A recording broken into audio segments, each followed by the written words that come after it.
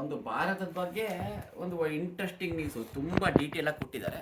ಏನು ಅಂತ ಹೇಳಿದ್ರೆ ನಮ್ಮ ಭಾರತ ಆ, ಈ ಟ್ರಂಪ್ದೆಲ್ಲ ಗಲಾಟೆ ಆಗಿಬಿಟ್ಟು ಕೊನೆಗೆ ಏನು ಮಾಡೋದು ಅಂತ ಹೇಳಿದ್ರೆ ಇಂಡಿಯಾದಲ್ಲಿ GDP ಚೆನ್ನಾಗಿ ಮಾಡಲಿಕ್ಕೆ GSTನ 4 ಇದ್ದಿದ್ದು 18 ಮತ್ತು 5 18 ಮತ್ತು 5 ತೊಂಬತ್ತರಿಂದ ಅದರಿಂದ ನಮ್ಮ ಎಕನಾಮಿ ಚೆನ್ನಾಗಿ ಆಗತ್ತೆ ಅಂತ ಬರೆದಿದ್ದಾರೆ. ಅದರಲ್ಲಿ ನೀಟಾಗಿ ಕೊಟ್ಟಿದ್ದಾರೆ ನೋಡಿ. ಏನು ಆಟೋಮೋಟಿವ್, ಟೂ ವೀಲರು, ಅದು ಟೂ ವೀಲರ್ ಅಲ್ಲ ಸಾರಿ, 4 ವೀಲರು SUV ಕಡಿಮೆ ಆಗಿದೆ.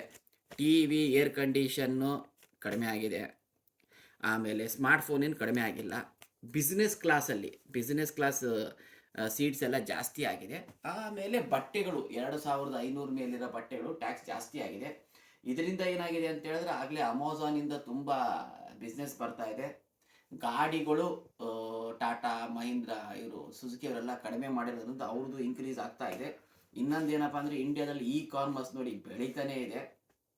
ಸೊ ಹೀಗಿರೋದ್ರಿಂದ ಈ ಸಲ ದೀಪಾವಳಿ ಸಲುವಾಗಿ ಎಲ್ಲರೂ ಈ ಥರ ಗೇಮ್ ಮಾಡಿದ್ದಾರೆ ಅಂತ ಬಂದಿದೆ. ಮೋಸ್ಟ್ ಪ್ರಾಬಬಲಿ ಈ ವರ್ಷ ಹೈಯೆಸ್ಟ್ GST ಕಲೆಕ್ಷನ್ ಆದರೂ ಆಗ್ಬೋದು. ಇದೊಂದು ಸಂತೋಷ ಸುದ್ದಿ. ಜಪಾನ್ ಈ ಥರ ಬರಿತಾ ಇದ್ದಾರೆ. ಅರ್ಥ ಏನು ಅಂತ ಹೇಳಿದ್ರೆ ಇಲ್ಲಿರೋ ಇಂಡಸ್ಟ್ರಿಯಲಿಸ್ಟು ಏನು ಕಾರು, ಟೂ ವೀಲರು ಎಲ್ಲ ಇದರಲ್ಲಿ ಇನ್ಮೇಲೆ ಇನ್ವೆಸ್ಟ್ ಮಾಡ್ಕೊಂಡು ಹೋಗ್ತಾರೆ. ಈ 3 ಏನು ಆಟೋಮೋಟಿವು ಆಮೇಲೆ ಎಲೆಕ್ಟ್ರಾನಿಕ್ಸ್ ಐಟಮ್ನಲ್ಲಿ ನನ್ನ ಪ್ರಕಾರ ಇನ್ನೂ ಜಾಸ್ತಿ ಇನ್ವೆಸ್ಟ್ಮೆಂಟ್ ಜಪಾನಿಂದ ಬರೋ ಸಾಧ್ಯತೆ ಇದೆ. Thank you.